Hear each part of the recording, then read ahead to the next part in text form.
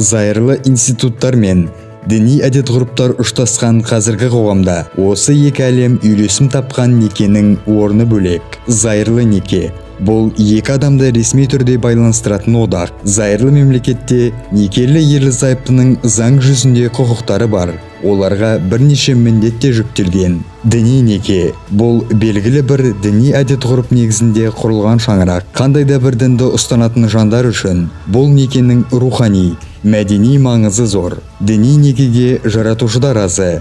Ол рухани құндылыққа толы, берік шаңырақ құруға негізделген деп есептеледі. Айта кететін жайт, зайырлы елде мемлекеттік мекемеде алдын ала тіркелмей, дін негізінде неке қиюға тыйым салынған. Сондай-ақ, діни мекемелерден тыс жерде неке қиғаны үшін 50 айлық есептік көрсеткіш мөлшерінде айыппұл қарастырылған. Неке бұл заң тұрғысында құрылған одақ қана емес, ол рухани келісім. Қазіргі зайырлы мемлекетте отбасы құрғысы келетін жұптар үшін таңдау көп. Олар діни және мемлекеттік құндылықтар үйлесім тапқан берік, берекелі шаңырақ құра алады.